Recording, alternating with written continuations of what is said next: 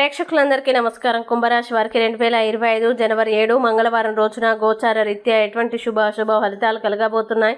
ఇంకా మీరు ఎలాంటి పరిహారాలు చేయాలి అనే విషయాల్ని తెలుసుకోబోయే ముందు మీరు ఏమైనా సమస్యలతో బాధపడుతుంటే వాటి పరిష్కారం కోసం మీరు స్క్రీన్ మీద కనిపిస్తున్న మా గురువుగారి నెంబర్కి కాల్ చేసి మీ సమస్యలకి తగిన పరిష్కారం పొందండి. ఖచ్చితంగా మీ సమస్య పరిష్కారం అవుతుంది.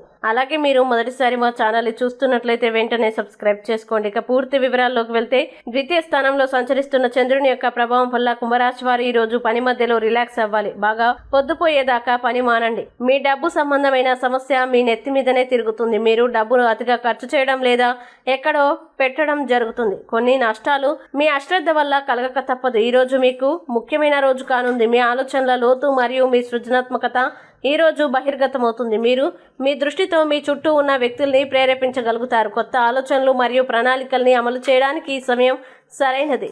వ్యాపార రంగంలో మీరు ముఖ్యమైన నిర్ణయాలు తీసుకునే స్థితిలో ఉండవచ్చు. మీ సహచరులు మీ ఆలోచనాత్మక మరియు నాయకత్వ నైపుణ్యాలని అభినందిస్తారు.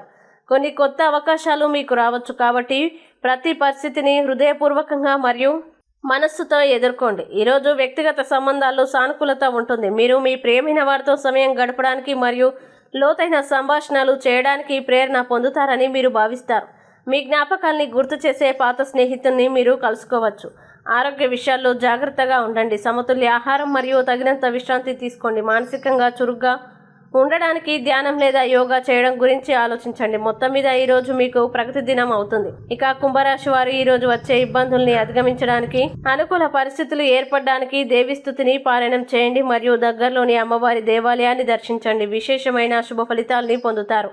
ఈ వీడియోని లైక్ చేయండి, షేర్ చేయండి మరియు మీరేమైనా సమస్యలతో బాధపడుతున్నట్లయితే వాటి పరిష్కారం కోసం ఒక్కసారి గురువుగారి నెంబర్కి కాల్ చేసి మీ సమస్యలకి తగిన పరిష్కారం పొందండి. ఖచ్చితంగా మీ సమస్య పరిష్కారం అవుతుంది. ఇంకా మీరు అనుకున్నటువంటి అన్ని పనుల్లో అంతా మంచి జరగాలని కోరుకుంటూ సర్వే జన సుఖినో భవంతు.